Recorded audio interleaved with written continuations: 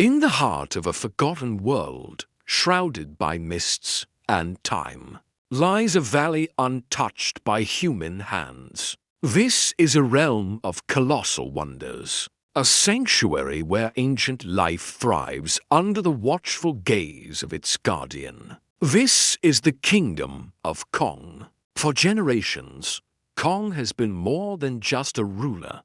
He is the beating heart of this land, the silent protector who maintains the delicate balance between predator and prey, between chaos and harmony. His presence is a promise of safety, a colossal shadow that brings comfort to the valley's inhabitants. Every morning, as the first rays of sunlight pierce the dense canopy, Kong begins his patrol. His massive footsteps, surprisingly gentle, tread paths worn over centuries. He moves with a purpose that is both majestic and deeply personal. He's not just surveying territory, he's checking on his family, a sprawling, diverse family of creatures great and small. He watches the herds of brontosaurus graze peacefully in the vast plains, their long necks swaying like ancient trees.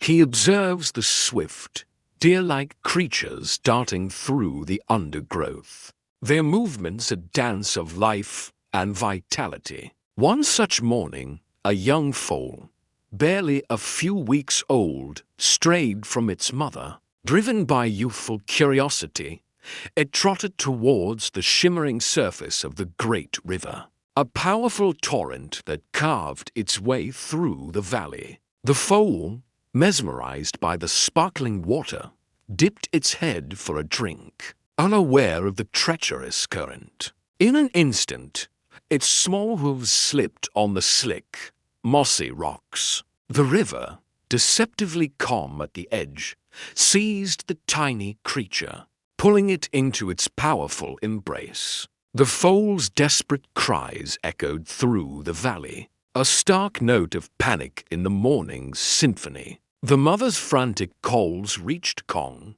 who was miles away, perched atop a high cliff overlooking his domain. His ears twitched, catching the distinct sound of distress. With a thunderous roar that was not of anger, but of urgent concern, he leaped into action. The ground trembled as he descended from his perch, moving with a speed that defied his immense size. Trees swayed and smaller creatures scattered as he barreled through the dense jungle, his single-minded focus on the sound of trouble. He reached the riverbank just as the foal was being swept towards a series of treacherous rapids. Without a moment's hesitation, Kong waded into the churning water.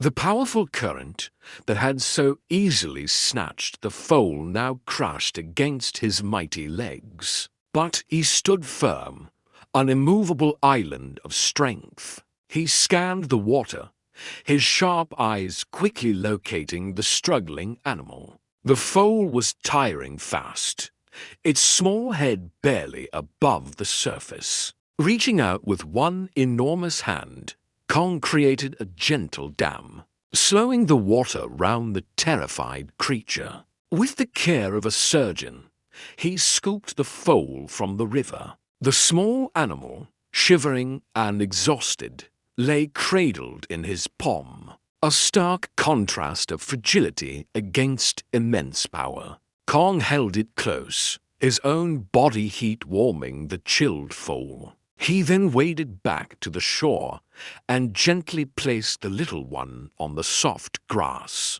where its anxious mother was waiting. She nuzzled her baby, then turned her gaze to Kong, a look of profound gratitude in her eyes. Kong simply gave a soft grunt of acknowledgement before turning to continue his patrol. For him, this was not heroism, it was duty. But a new, ancient threat was stirring in the valley's darkest corners. From the depths of the sweltering, labyrinthine swamps, something was awakening. Titanoboa, the colossal serpent, a relic from an even older, more savage era, had been disturbed from its long slumber. It was a creature of pure, primal hunger, its sheer size capable of challenging even Kong's rule. The serpent's emergence cast a chilling silence over the swamp.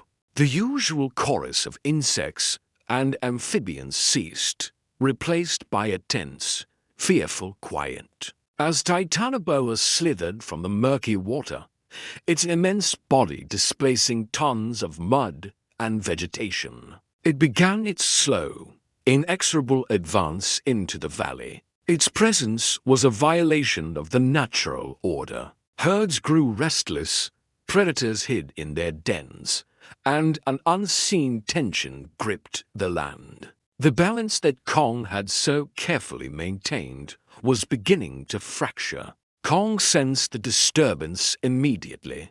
It was a subtle shift in the air, a wrongness that resonated deep within him.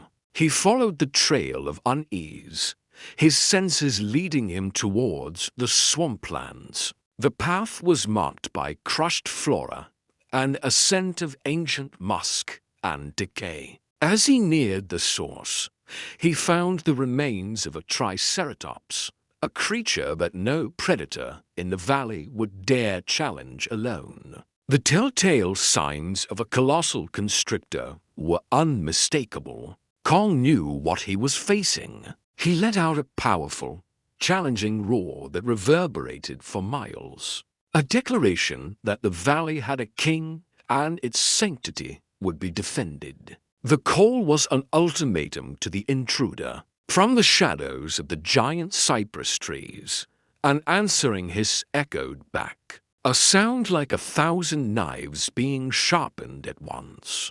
Titanoboa emerged, raising its massive head to meet Kong's gaze. Its eyes, cold and unblinking, held no emotion, only a bottomless appetite. The serpent was nearly as long as the valley was wide, its scales shimmering like obsidian armor. The two titans faced each other, a tableau of ancient power. Kong stood his ground, his muscles tensed, his knuckles pressed into the soft earth. He was the embodiment of strength and order. Titanoboa swayed, its forked tongue tasting the air, a fluid incarnation of chaos and hunger. The air crackled with anticipation. This was not a fight for territory.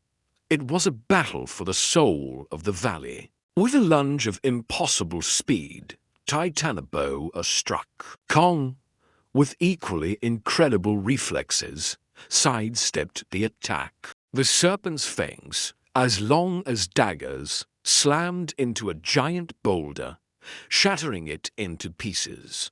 Kong retaliated, grabbing a massive tree trunk and swinging it like a club. The blow landed on the serpent's flank, the sound like a thunderclap.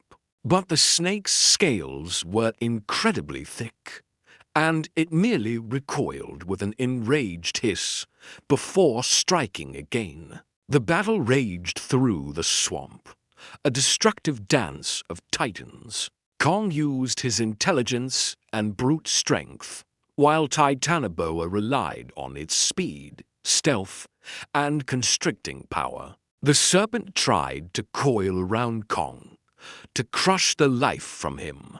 But Kong's immense upper body strength kept the deadly loops at bay. He grabbed the serpent's body, trying to gain leverage. But it was like wrestling with a living mountain.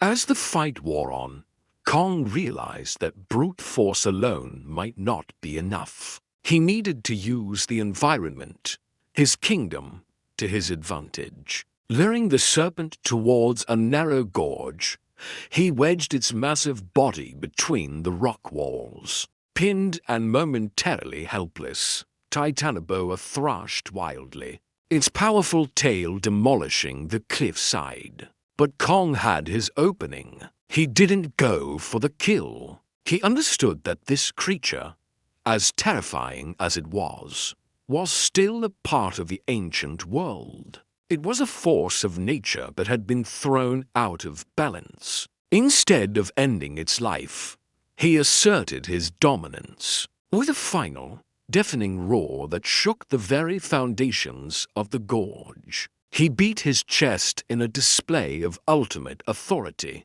He stared directly into the serpent's eyes, and for the first time, the cold emptiness was replaced by something else: recognition. The serpent saw a power greater than its own hunger. Slowly, Titanoboa ceased its thrashing. It recognized Kong not as prey, but as the apex, the true ruler of this land. With a final, low hiss that sounded more like a sigh of submission, the great serpent painstakingly extracted itself from the gorge. It turned its massive head and, without a backward glance, slithered back towards the deepest, most inaccessible parts of the swamp, disappearing into the murky depths from which it came. Exhausted but victorious, Kong stood tall. He was bruised and battered, but the valley was safe.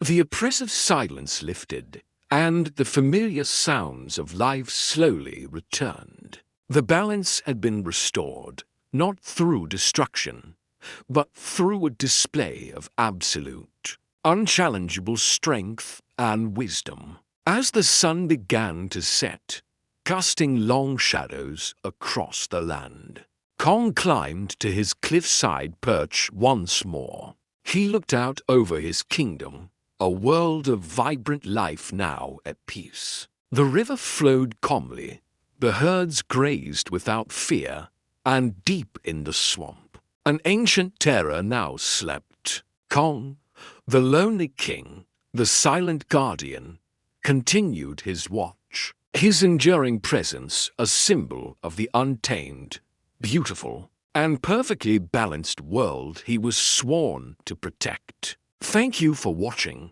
and if you enjoyed this story, make sure to like, subscribe, and hit the notification bell for more adventures from Forgotten Worlds.